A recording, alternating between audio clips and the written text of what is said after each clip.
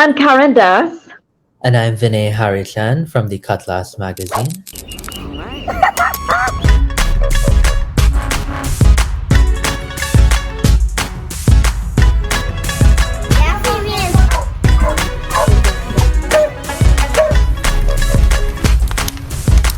So this is the star. Right, they're doing it like this, right? The mashing up so.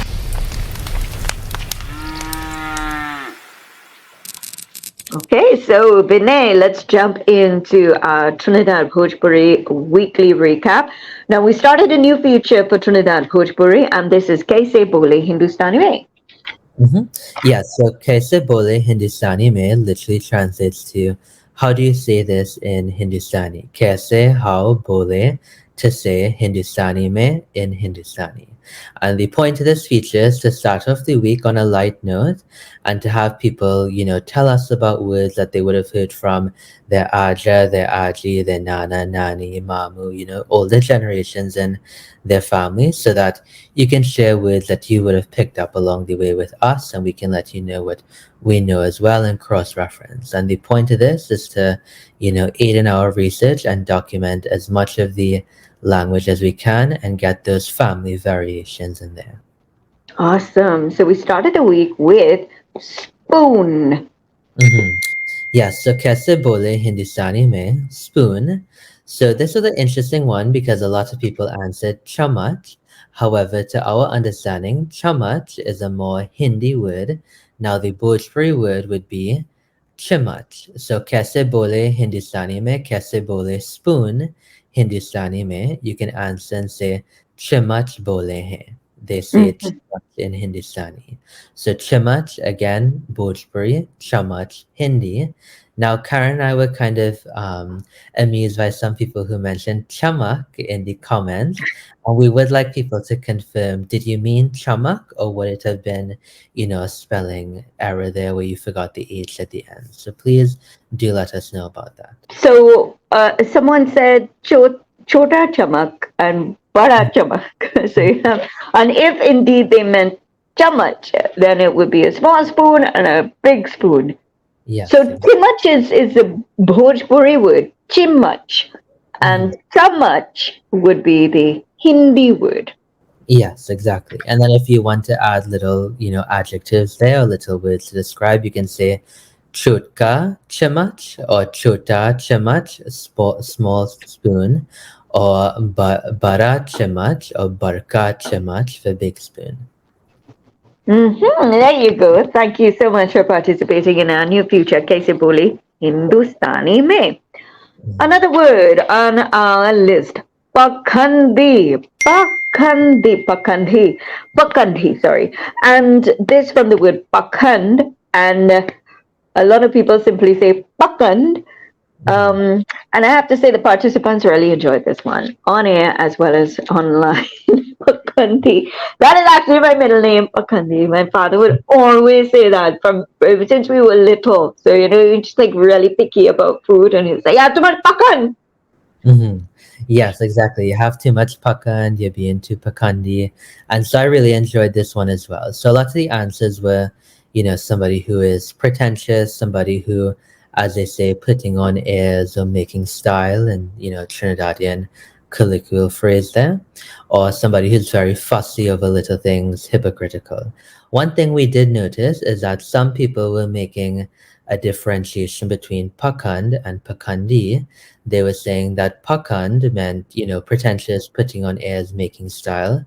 However, pakhandi is more of being fussy and being hypocritical. So if anybody also agrees with that certain difference there, please, let us know.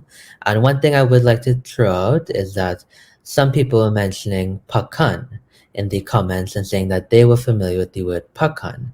And one thing we know about Hindi and Bhojpuri is that sometimes you lose a D when you go from Hindi to Bhojpuri. So Chand for moon becomes Chan in Bhojpuri, or Chandan in Hindi becomes Chanan in Bhojpuri.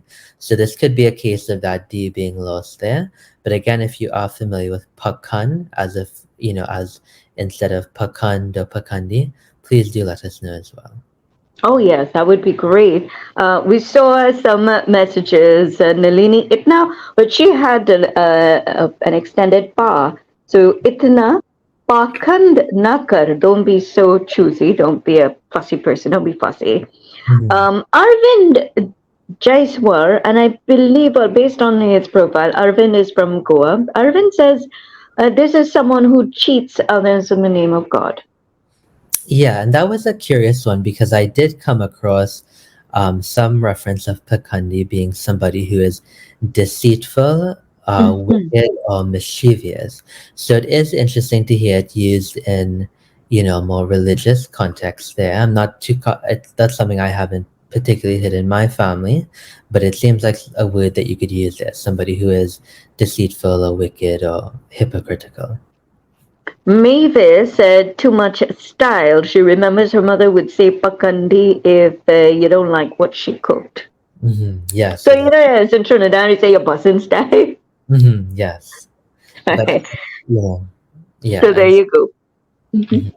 Yeah, and as you mentioned, somebody might tell you "pakan nakar," don't be pakan. Nana had that. Na pakandakar Mhm. khao apan doodh pithi. I Mhm. would still say no to that, Nana.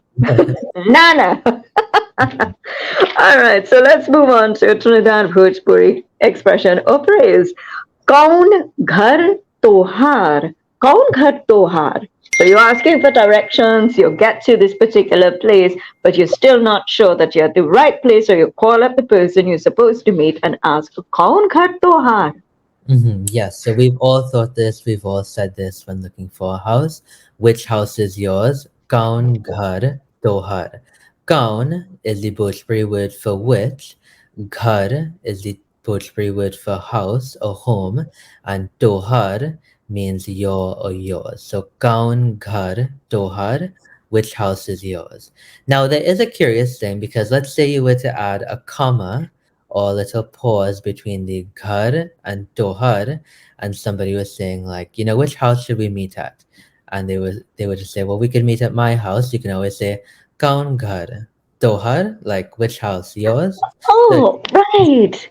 if you just put a little comma in there or a little pause, it completely changes the meaning. So you could say kaun gar tohar, which house is yours, or kaun gar tohar, like which house, yours.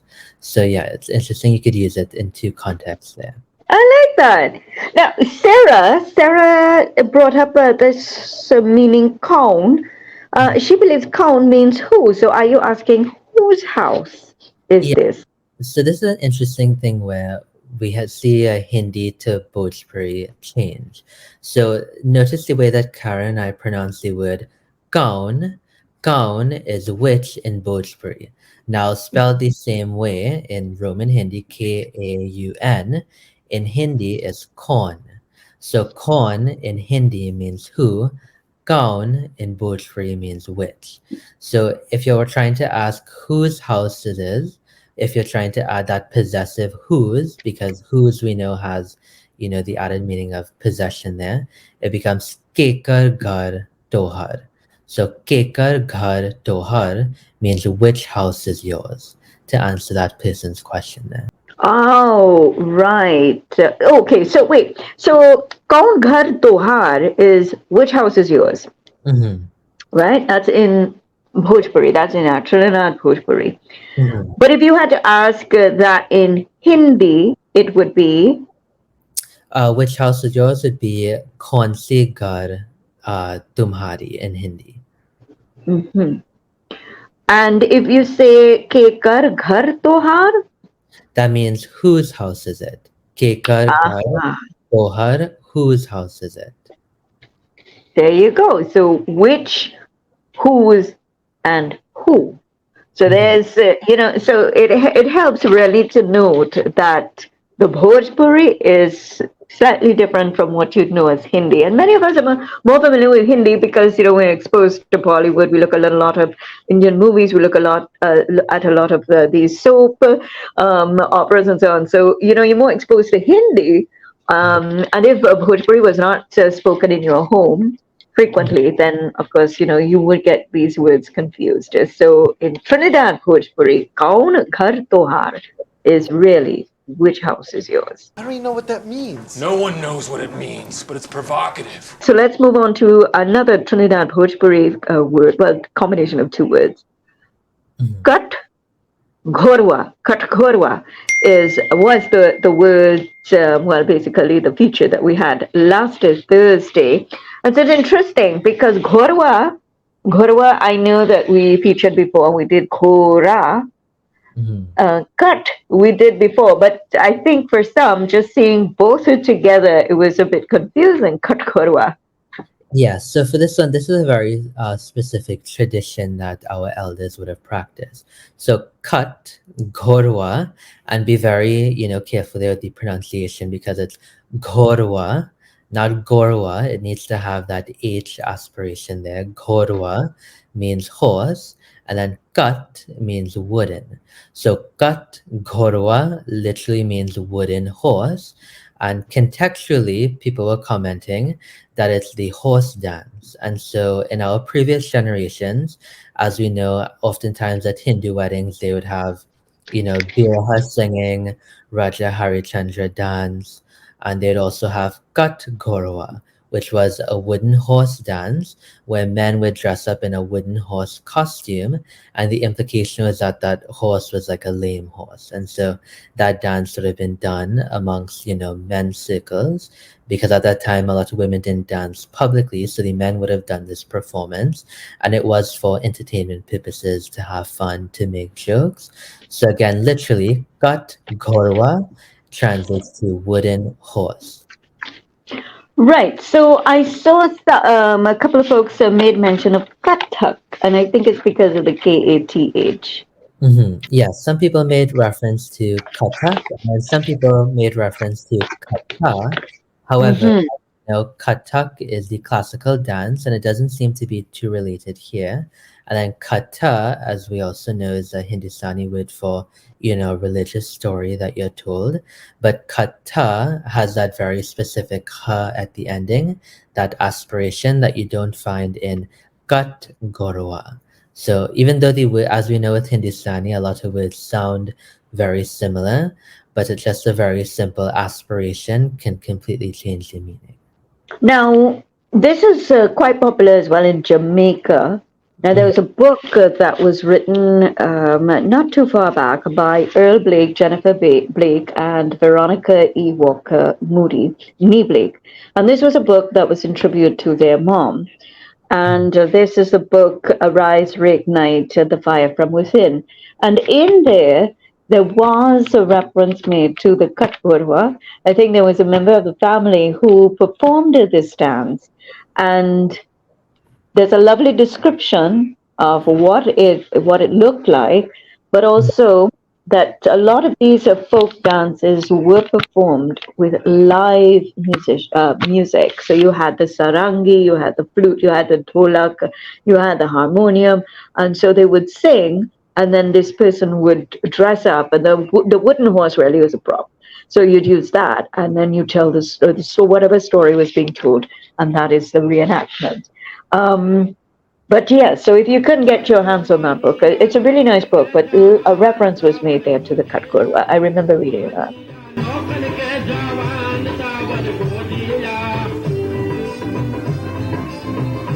And finally, a food-related feature. Oh, this was fun. So we know roti, but people had trouble with the gol roti. So that was it. Gol roti. So let's go, Vinay. These are some of the answers. Soft? Nahi. Silky? Nahi. Fat? Nahi. Bird? Nahi. Stale? Nah. Free?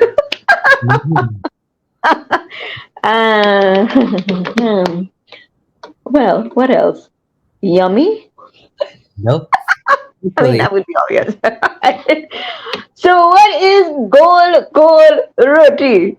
Yes, so quite literally, gol roti means round roti. Not fat, not square, not stale, but round, round, circular roti. And that's how we all want our roti to come out. Go, go. Yes. But I would think that was obvious. I mean, like, no matter how bad you are feeling, it should take shape eventually. Unless you have a square tower, maybe that's why. But hopefully, hopefully you have a gold tower as well. Yes. I mean, you end up looking gold when you finish with roti, but I mean, it's gold. But yeah, so many people just like, kept guessing and guessing and guessing, and eventually, like 3 persons on the radio figured out it was round. Yeah. Some folks said pot roti. I think maybe contextually they probably know that when you make pot roti, the roti obviously takes the form of the shape of the bottom of the pot there, but literally the term gol is just round round. Yeah, so you just want to emphasize that it's a perfectly round roti. And if that is your style of roti, well, good for you. You could share some tips with us. I mean, it does look round. My roti looks round. It just, I wouldn't say it's gold. Just It's gold. gold. Yes. Gold. All right, so this wraps up another week of Trinidad Bhojpuri words and phrases. So we look forward to hearing from you this coming week with our Kaise Bole Hindustani Mein, our words and our expressions. So, Vinay, if folks would like to get in touch with you, how can they do so? Yes, you can follow me on Instagram, Twitter, Facebook, TikTok at Cutlass Magazine. And then if you want to send me a sandesh or a message, you can email me cutlasspodcast@gmail.com. There you go. Keep up with us on social media. You can follow these weekly recaps on YouTube as well, and get involved. Interact with us, share some words, and if there's a word that you think that we should include, you can always send us a message. We'll be happy to research the word and to share with others as well, as we've done over the past few weeks. All right. So until next weekly recap. Bye.